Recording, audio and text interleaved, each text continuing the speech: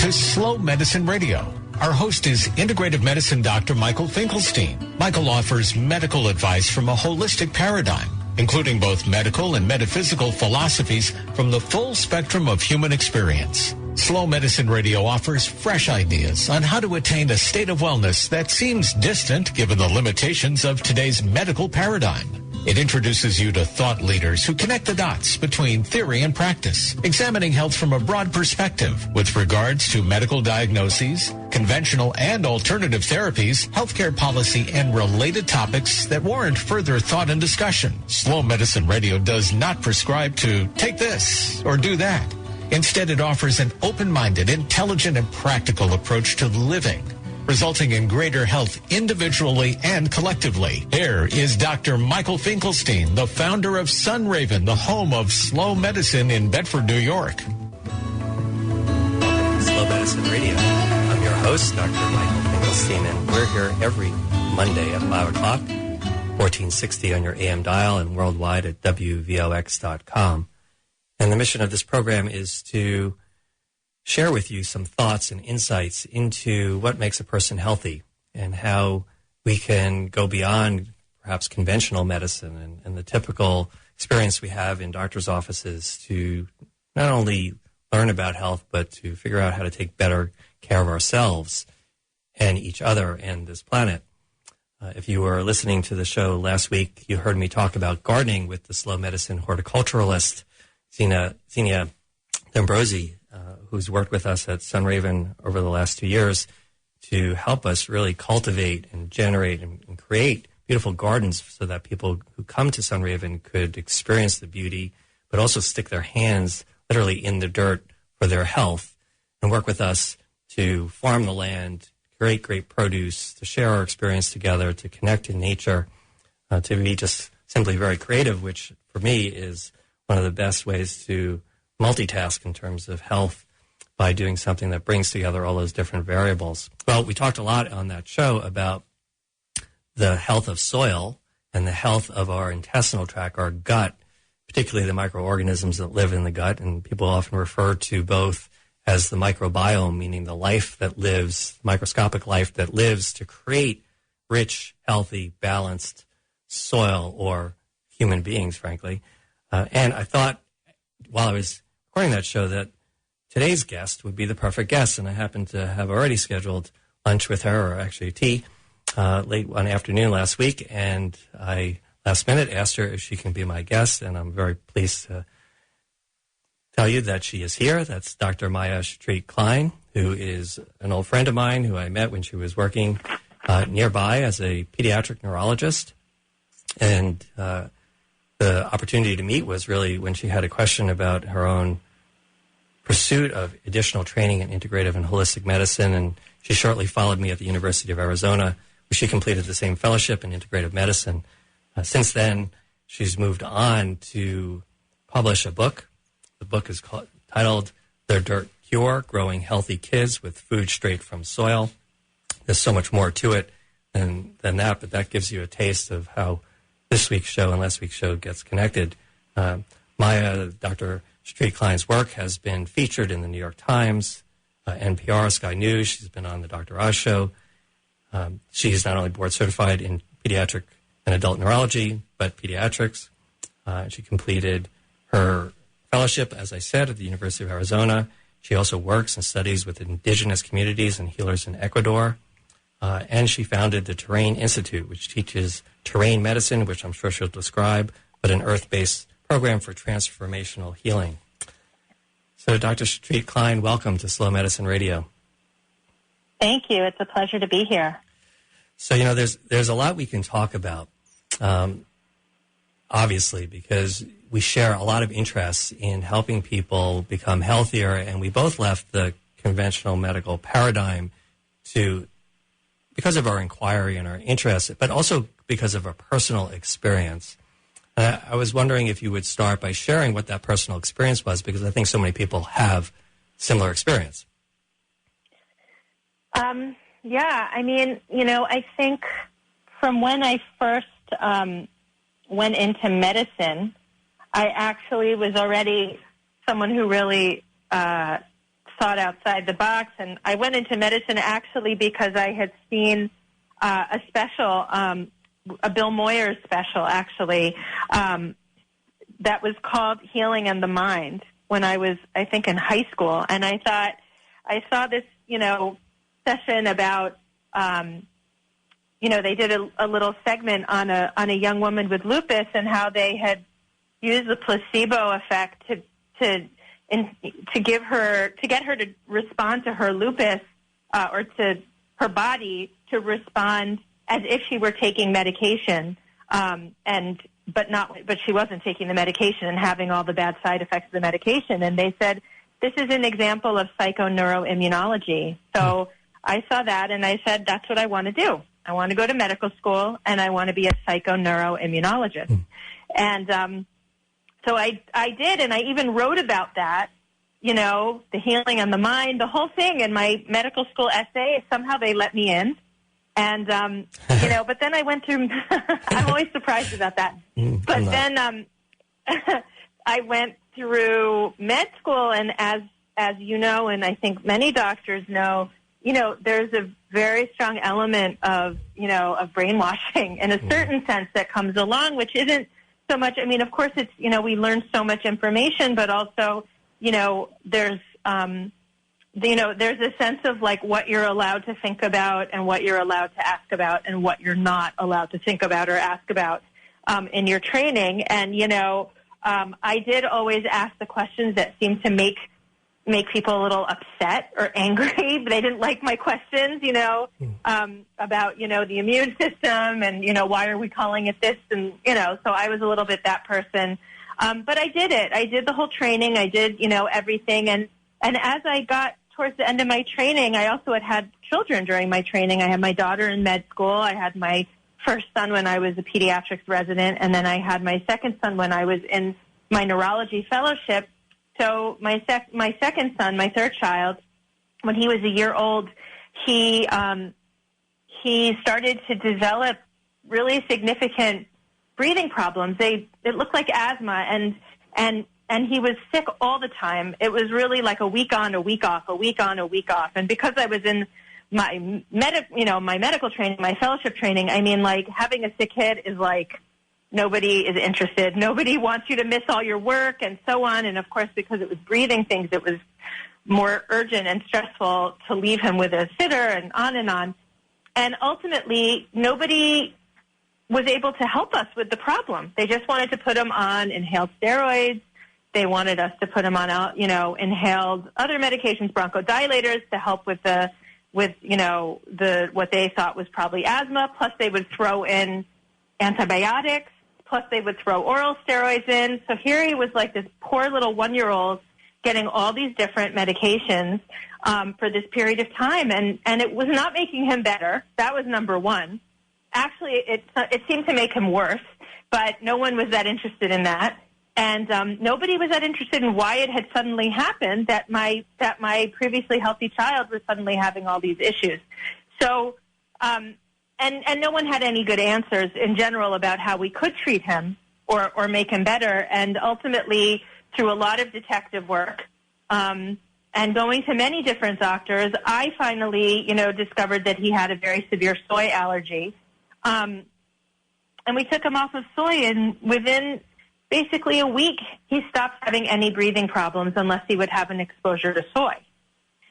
And that was pretty dramatic because we really, in my training, in my medical training, I never really heard that food could be that dramatically impacting a child's health unless they were anaphylactic, and, he wasn't.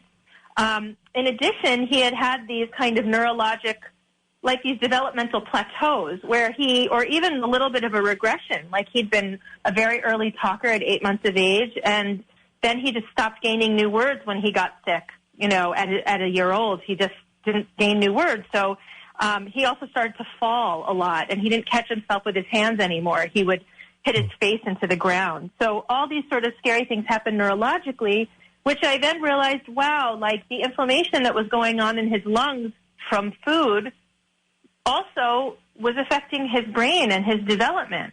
And of course, this was so relevant to what I was doing, not just for him, but for all the children that I was seeing. So that really took me, I say it's sort of, I fell into the rabbit hole at that point. Well, it's I would imagine as people listening, and your story is relatable because it happens to so many of us, but what I think is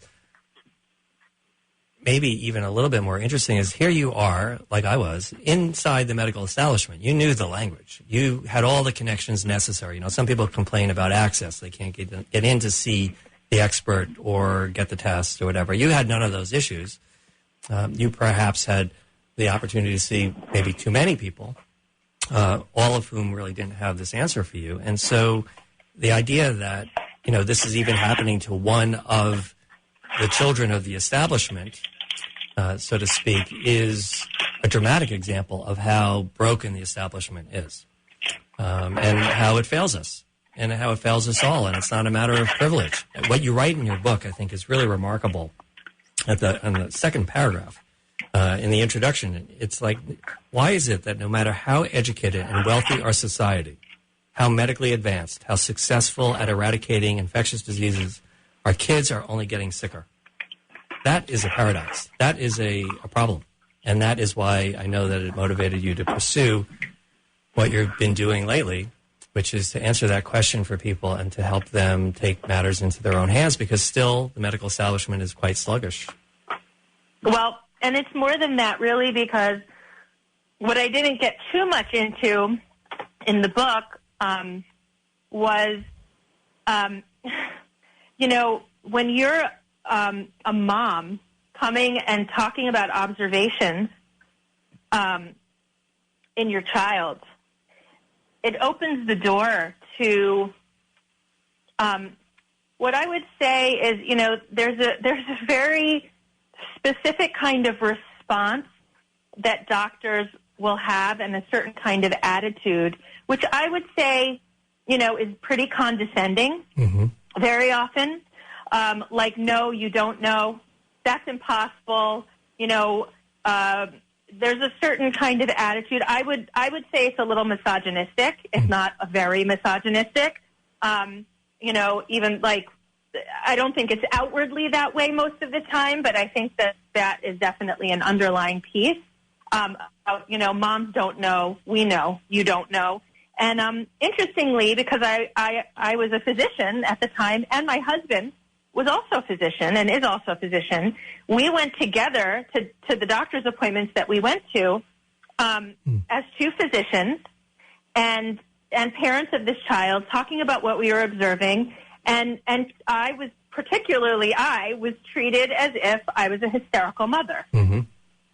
And, I went to, in fact, as you say, one of the top allergists in the world, actually. Speaking of access, we went to this person who's an expert in food allergy worldwide, and he refused to test for the things that I was asking for, like soy, because my son was drinking soy milk because he had already reacted to dairy, in the past and had stomach problems and so on. So we had thought switching him to soy, he had been breastfed, but he also was supplemented with soy formula when I was working a little bit, and then went to soy milk, and he refused to test him for that. He said, I'll test him for dairy, I'll test him for eggs, and I'll test him for peanuts because I know you're going to be running back here all hysterical when it's time to give him peanuts. Wow. Like, that was the way he was speaking to me, who,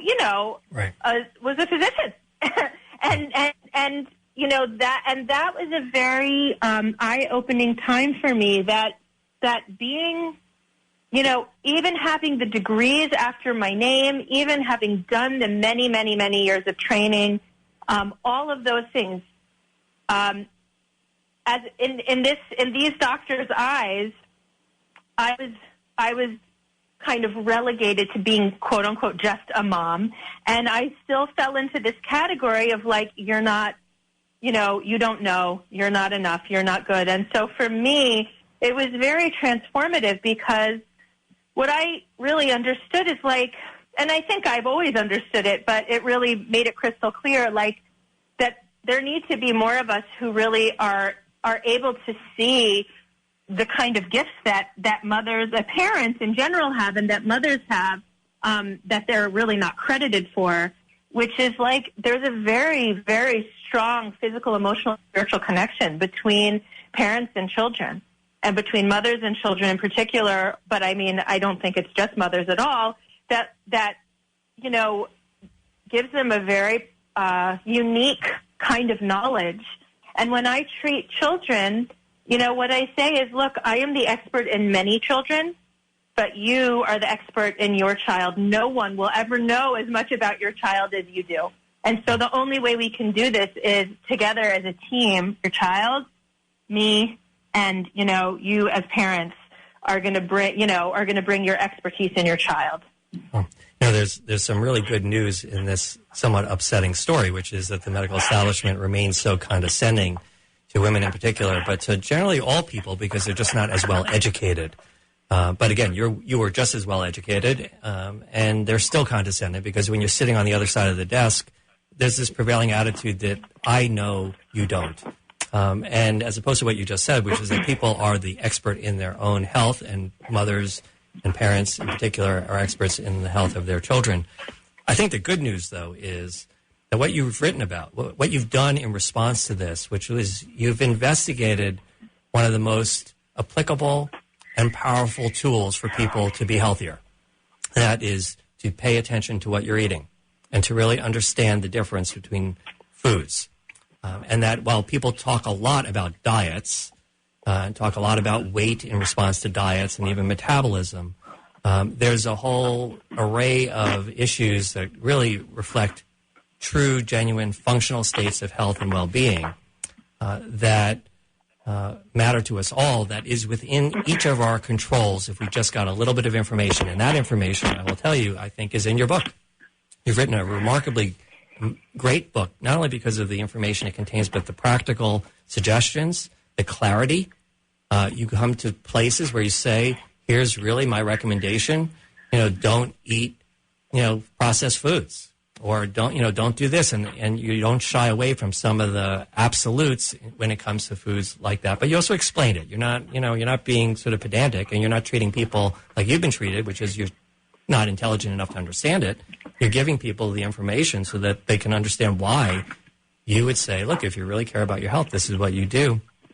So I really appreciated that. And one of the things that you said, because I like to now shift the conversation to, so what can people do? And one of the things you started off with early, which is a great reflection, is on the common, I think people have heard this, you are what you eat, but you take that one step further and you basically say you are what your food eats.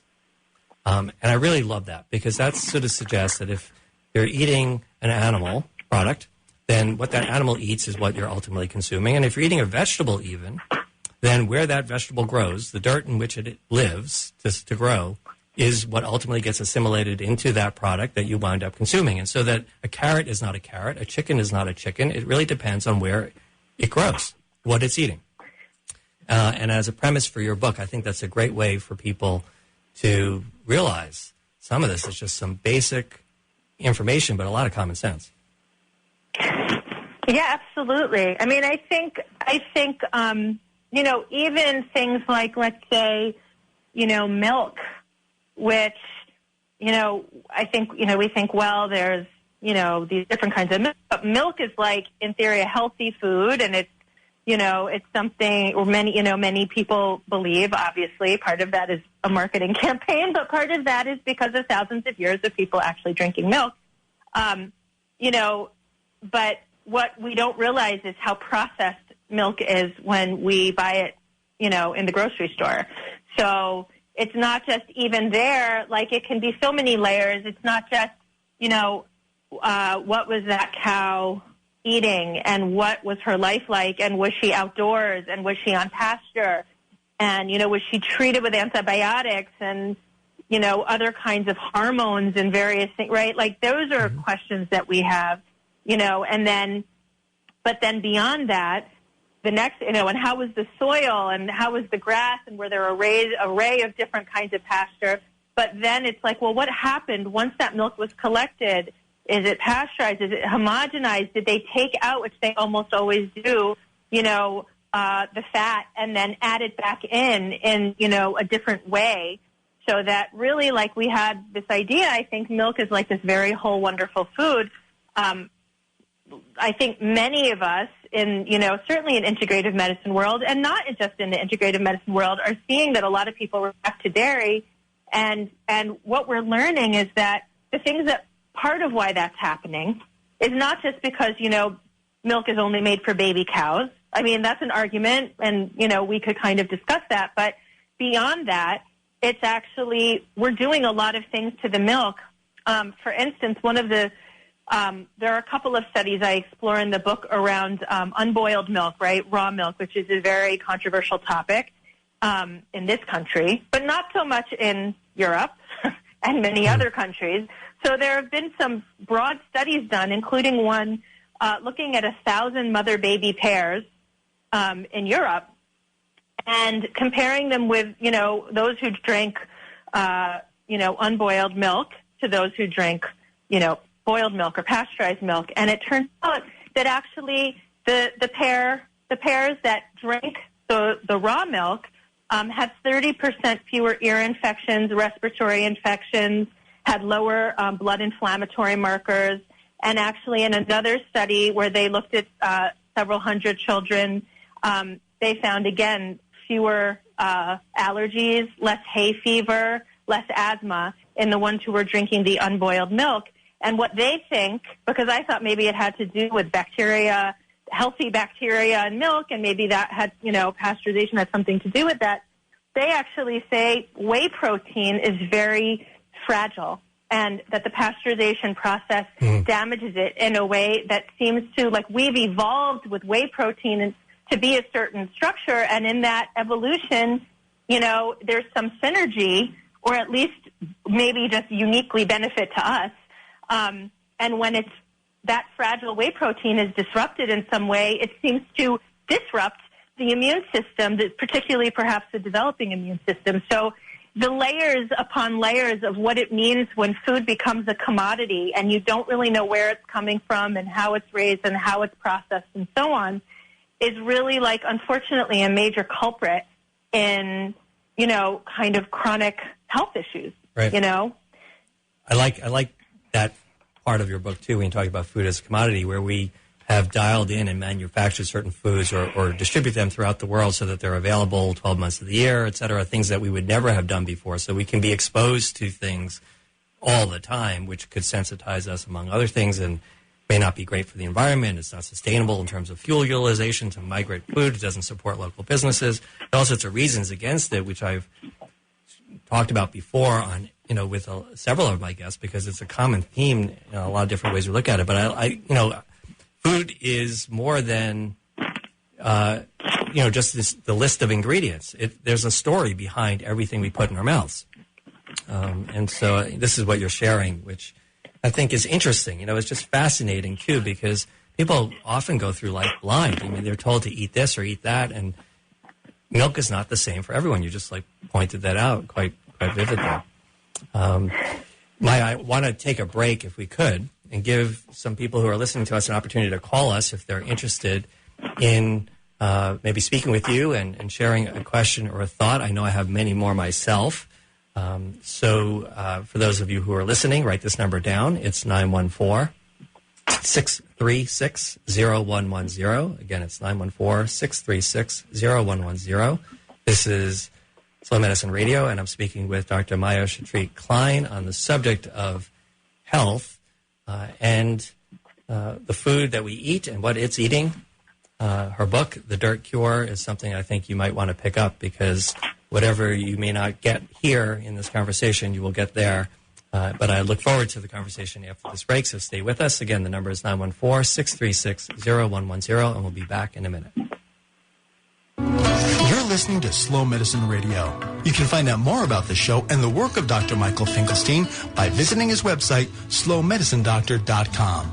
Slow Medicine Radio is sponsored by the Slow Medicine Foundation, dedicated to providing community-centered, experiential, and reflective learning for individuals, families, and groups. offering educational programs, events and resources, as well as insightful health evaluations with customized medical guidance. Dr. Finkelstein works with his wife, Robin Queen Finkelstein, at their farm, Sunraven, in Bedford, New York. And they invite you to visit and take advantage of this unique resource, including men's and women's groups and couples programs. If you think about it, much of what we experience when we don't feel well is a result of the fast world and how it affects us. Therefore, if fast is the disease, then slow is the medicine. Visit Sunraven, the home of slow medicine in Bedford, New York. Go to slowmedicinedoctor.com or call 914-218-3113. And thank you for tuning in Mondays at 5 p.m. right here on 1460 WVOX.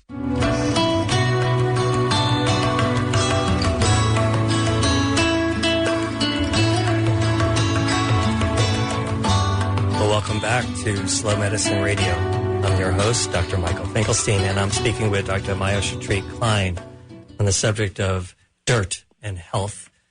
And if you're interested in dirt, you can come to Sunraven. We have a garden program, and you can actually stick your hands in the dirt with all of us as we cultivate our garden for the year, which will begin in March. And there's a lot of other activities that we do between now and then even, where you could immerse yourself in the process of living in a wholesome way, connecting with other people, understanding the principle, visualizing, and actually literally incorporating mindful foods that we're discussing here today into your body and into your life, and doing that along with other people in a beautiful environment. So that's at Sunraven. And again, if you want to call us, the number is 914-636-0110. We welcome your questions.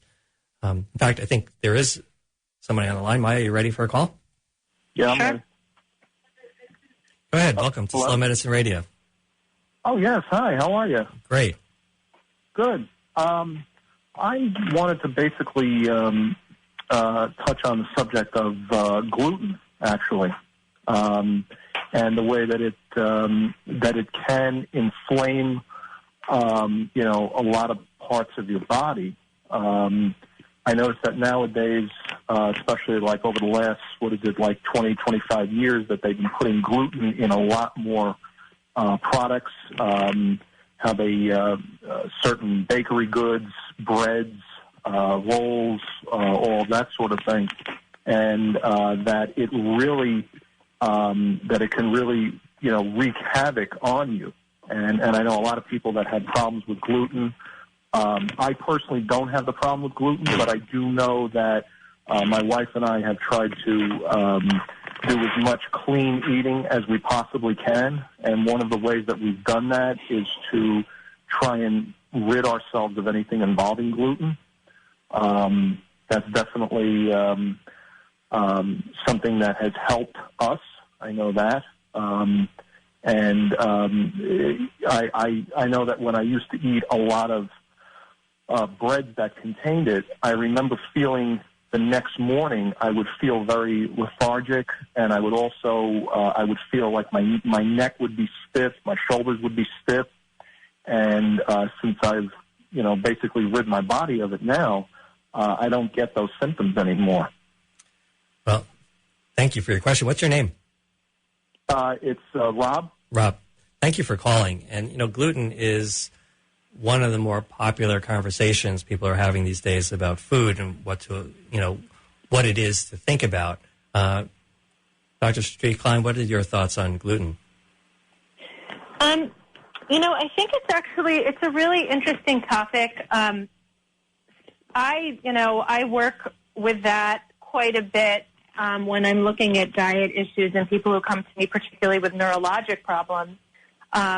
Gluten is, a component of wheat, also found in spelt, rye, barley, and in oats. And it can actually, what it does is it really can taunt the immune system, is what I find. So there are people who have an actual autoimmune disease that's triggered by that protein, by the gluten or the gliadin, and that is called celiac. And then there's people who have like wheat allergies, actual allergies or sensitivities. And what we're seeing now is this entity called non-celiac gluten sensitivity, which is really described as an entity. And so there's a kind of an array. There are ways to test for some of those things, and other times you just have to do a trial off. What I would say about gluten in general is that, wheat is actually a seed. And I have a category, a whole chapter in my book where I just talk about seeds. And seeds are grains, they're nuts, they're beans, and then they're what we call seeds, whatever, sunflower seeds and, that kind of category, pumpkin seeds, things that we really eat as seeds and think of them as seeds. And seeds are actually, they're from plants. They're incredible. I mean, seeds, I could talk about seeds for hours and hours because they're amazing. On every level, we have so much symbolism around seeds and fertility, and, that's why we throw rice at weddings, and this is like worldwide, in all different cultures. Seeds are very powerful and, beautiful things. But when it comes to eating seeds, really, if you think about evolutionarily why we eat seeds or what happens when we eat seeds, I mean, seeds are not for us to eat. That's not their purpose. Their purpose is actually to propagate a plant. And so they're designed to be kind of coated in this very protective way that have compounds that prevent them from being digested. And that's so that, you eat the seed, you walk around, you poop somewhere, and leave, you leave the seed in a little pile of manure. And so really we're not supposed to be able to digest it completely unless it's broken down, meaning, maybe it's sprouted or fermented in some way and then cooked, heated. And usually these kinds of different compounds, some people call them anti-nutrients, but I think that's a little too pejorative because there are probably some beneficial components and maybe some less beneficial components, but they do seem to have some possibility of being disruptive to our bodies when we eat them if we don't prepare them in the right ways. So for people who really are looking to eat wheat and don't have, severe reactions, that's why, a lot of people would recommend the traditional ways of having either the bread sprouted or having sourdough, which, is a tradition among many cultures. Just for instance, that is the way if I have someone off of gluten and we want to try them back on at some point to see if they've healed enough to be able to tolerate it, we're looking at the most broken down ways. And that goes actually for nuts and beans as well, that soaking and sprouting and then cooking are really the best ways to kind of counter those protective layers of the seeds that are there to propagate the plant if we really want to get the best benefit and prevent those kinds of reactions. But if someone really is reactive to gluten, they need to really be off of it, at least for a significant period of time, and then do healing work, to kind of get their gut and their immune system back into balance. Only then can we explore whether they're able to tolerate it again. And sometimes people really are, so I don't really think it's necessary to be off of something forever unless there's a really valid reason for that. I also think, one of the other issues, as you described, the seed origin of food like wheat that's processed is there's a quantity issue. When we evolved, our digestive system evolved to eat some seed, we weren't eating pounds of it a week. We were eating them periodically when we came across them, and maybe we were, sort of like chewing on them slowly over time because that's what we had access to, as opposed to what we do now where wheat is a staple product in most cultures, as is our other grains potentially. Your story about your son and soy, soy being another seed, may have been to some extent a quantity issue based on that being his alternative fuel than dairy. So some of what I find in my practice as well is that, people may need to back off for quite a while until they reestablish balance. But when they go back, if they eat it less frequently, maybe consider foods that happen to be seasonal foods, like tomatoes as an example. Some people can't tolerate tomatoes for various reasons. That they don't eat tomatoes in December or January. They stick to July and August. They maybe have a better lifelong tolerance of tomatoes than if they decided to have tomato sauces and everything else 12 months of the year for 99 years. So, Rob, thank you for your question. Thank you very much. Yeah, there's a lot to these. All these questions are good questions. I go back to Dr. Shetreat-Klein, your comments about how you were treated in doctor's offices yourself, about how dismissed you were, the condescending aspects. All these questions are appropriate. People have to eat to survive. Therefore, this discussion about food should be part of every conversation that certainly a pediatrician has with young parents and their children. But this also pertains to all of us, because now, the horse is out of the barn for a lot of us, where we ourselves are no longer children, but we can still benefit from learning about this and making better food choices. Yeah, absolutely. And, what I want to just say also is when it comes to, when I'm talking about dirt, obviously, we're talking about soil and what grows in it, the food and things like that.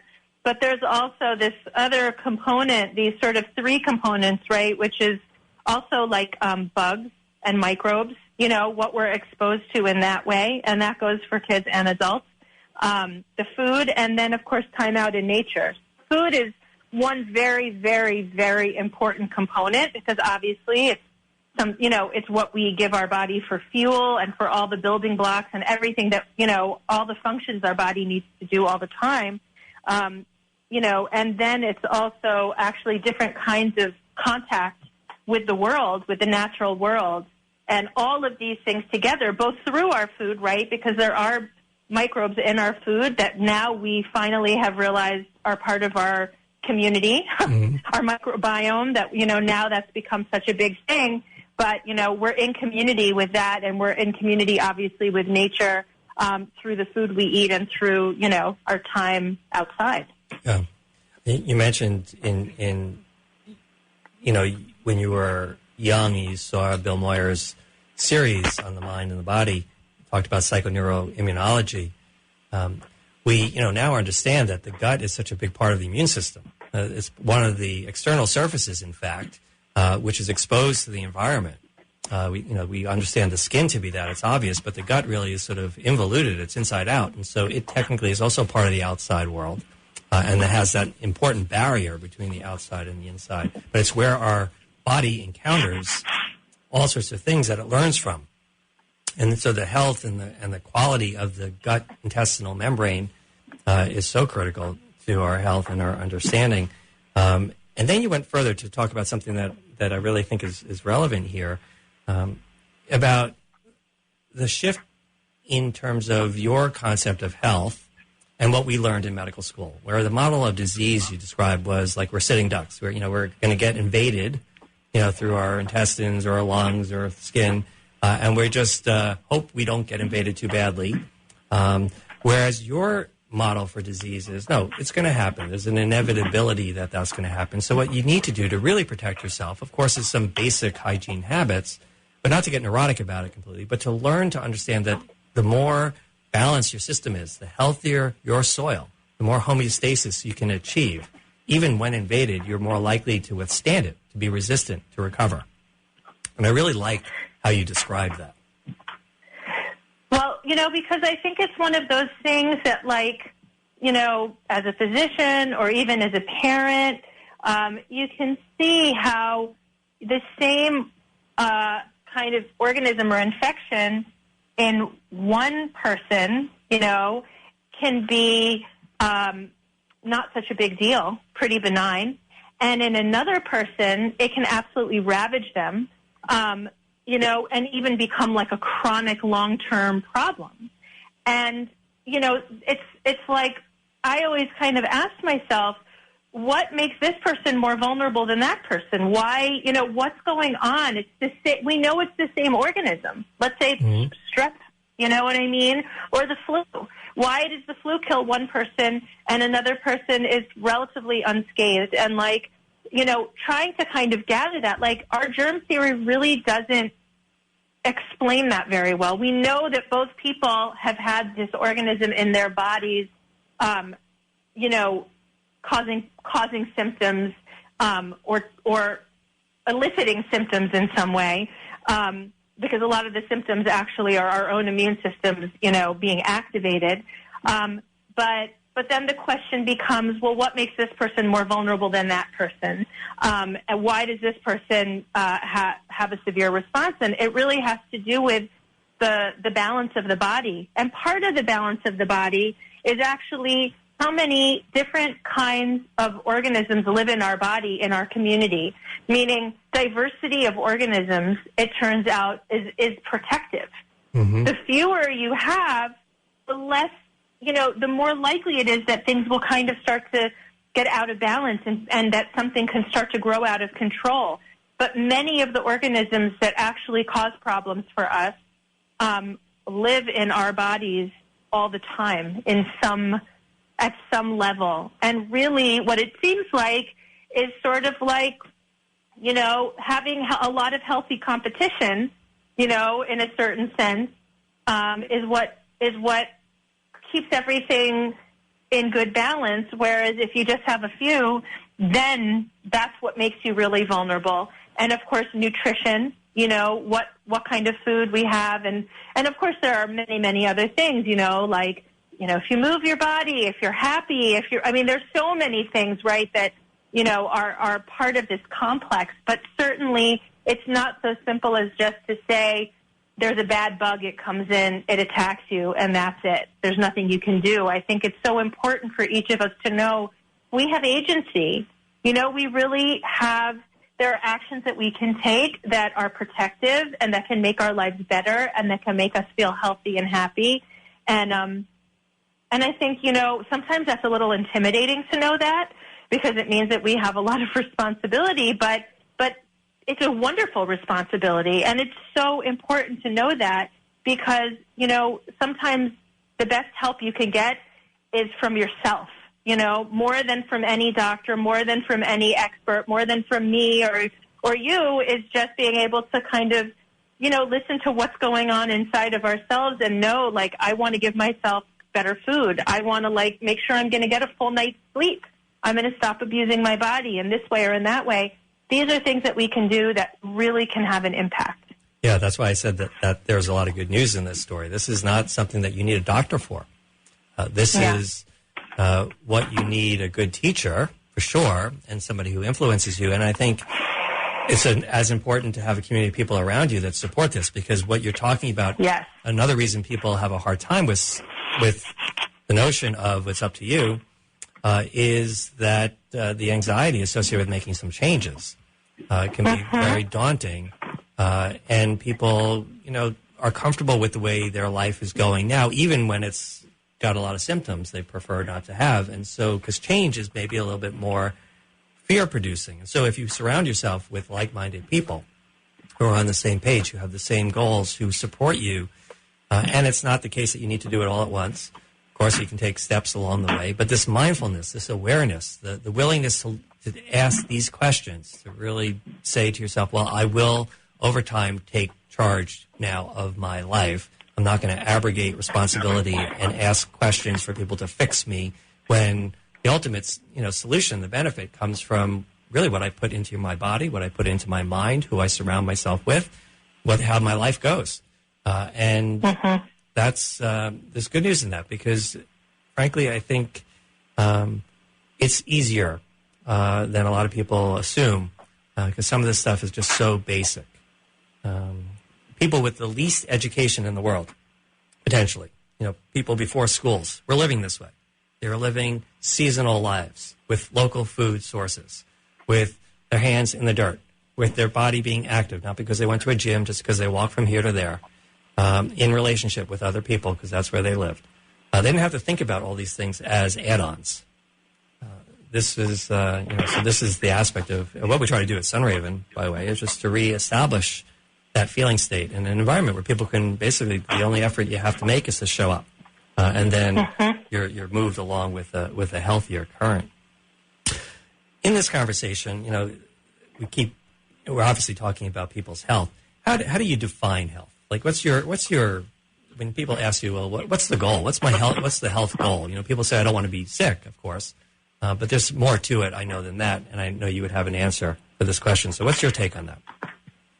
Well, I think that we've sort of gotten to a point where, when you ask some, like if I ask doctors a lot of times, like, well, what's your definition of healthy? They'll say, right, it's like the absence of disease. And for me, it's much more than that, because, and I often will ask people when I give a talk, for instance, like to close their eyes and just imagine a healthy person or imagine a healthy child in their mind's eye, because you can get, and I get the same answers. So people really do have a sense of that kind of like, having, nice clear eyes and, energy and all these kinds of different aspects. And really what I think of it as is resilience, is a huge part of being, of what health is, because it's not about never getting sick. Sometimes people will come to my office and say, oh, my kid never gets a fever, they never get a cold, they never are sick. And yet their children aren't necessarily well, right? I mean, they're coming to see me because there's something going on. And actually I think that it's okay and maybe even important, particularly in kids, but even beyond, to occasionally, get sick and recover from that, because our immune systems are always learning, our bodies are always learning, and then, our bodies know what to do when those challenges come along. They know what to do, and they can manage them so that you don't end up being, you don't end up kind of crashing and burning when those challenges come along, because challenges always come along. There's always going to be stressors. There's always going to be the possibility of things coming up. And what we want is for our bodies to, for our bodies to basically be able to overcome things and maintain that homeostasis or that balance, no matter what. Yeah. Now, you provided a description of your garden in New York City, how initially the land was really pretty bad shape. But once you started to plant, it started to attract healthy flowers and plants and pollinators. And so it falls under the category for me of like attracts like. That when systems are healthy, they attract other healthy things and diversity. And healthy people attract healthy people. And so there's so many different ways of getting that started.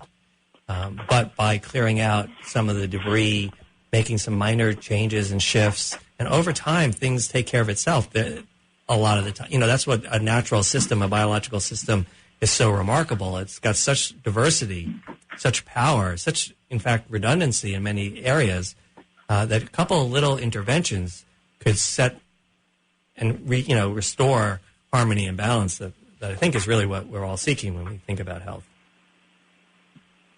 Yeah, absolutely. Yeah. So how do people find out more information about your work? Well, they can come to my website, dirtcure.com, and soon to be launched, drmaya.com. The Dirt Cure is out on Amazon and in bookstores, and will be coming out in paperback in May. And I will also be starting a training program in the Terrain Institute, which is going to be an online training program in this coming spring. And all of that will be available through my website, and so come sign up, and you'll get all the information for any of these. Well, that's great. And I know you've been to Sunraven yourself, and we always welcome you back. I was wondering, Thank we have a few more minutes, and if you had anything we didn't cover today that's been on your mind. I mean, one of the things I'll tell you that was on my mind while you were talking and sharing your vision of, how the body and the gut and diversity. And you started talking about that. I was thinking, boy, that sounds like we could shift the topic from human health to the health of our culture and society. And a lot of the same principles can be extrapolated from one microcosm to maybe the macro. And that maybe, people talk about change and being the agents for change, but some of it comes from starting to take better care of yourself. But a lot of those principles apply. And one of the other things that you mentioned was the concept of fear, the anxiety people have. People are scared into adopting healthy habits, as opposed to being stimulated, encouraged, drawn into it because it feels so good, as opposed to running away from something, sort of embracing something else. And that, too, is a methodology we see of our institutions now, fear, which is getting, is reverberating now. And sort of there's a little bit of a backlash to those in power and positions of authority. Now I'm talking about medical, political, religious, where there's, people are now saying, hey, that doesn't feel good to me. And I'm tired of the fear. And so while you were talking, I just wanted to share that. But tell me if anything else is on your mind on any level. We have that few more minutes, and I want to give you the floor to share some insights because you've got them. Well, I do love that idea of community, and it's so interesting how much we're learning about the ways that community impacts us.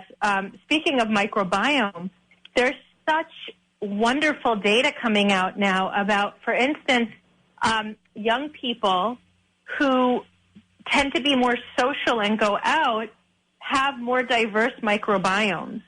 And that brings us to this idea of, right, like what you were saying of psychobiotics, right? The bacteria and organisms in our gut that actually drive our behavior, our cravings, our desire to be more social, our cognition, how well we focus, all of these different things are all, are all influenced by the organisms that when we're together with people, we're sharing organisms with them. Every time we come together with others, we walk away different. And that's spiritual and physical and emotional on all these levels. Every time we come together, we walk away different. We're exchanging so many different kinds of things in that time together. And so it's like a very beautiful sort of, I love that it has such a rich spiritual kind of component to it, but it's also very physical and measurable. And I think like it really does kind of, it makes me think also about the fact that we're also, I talk about us being sanitized, sanitizing through hand sanitizer or bleach and sanitizing through antibiotics and through the kind of processed food we eat and not going outdoors in the screen time. But, we text and we email instead of like making as many kind of, attempts to be interactive and face-to-face with people. And it's more than just kind of the enjoyment of being together, which is huge in person, but it's actually this beautiful exchange that happens on all these different levels when we spend time, even in nature, where we're exchanging a microbiome with soil, with trees, with plants, and we're finding that that's incredibly beneficial. With people, similarly, with our pets, all of these different ways, and this is how we really are interacting and exchanging in such a beautiful way with every people and all living things in the natural world.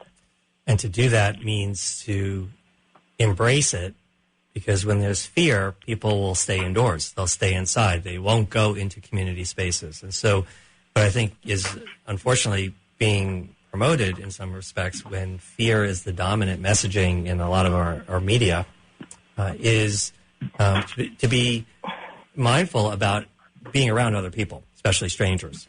And while obviously we have to be careful, just like, we don't necessarily need to stick our hands in acid, the idea is to not allow fear to dominate so that we go in the opposite direction, which is to basically stay enclosed, which clearly is not good for any part of our system. Absolutely. Yeah. Well, Maya, thank you very much for spending the hour with me here and with all of us who are listening. You have a lot of insights, and your work is great.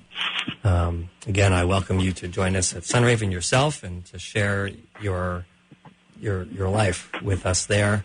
I wish you well in all that you're doing. And again, for you listening, go to dirtcure.com or soon to be drmaya.com to get more information.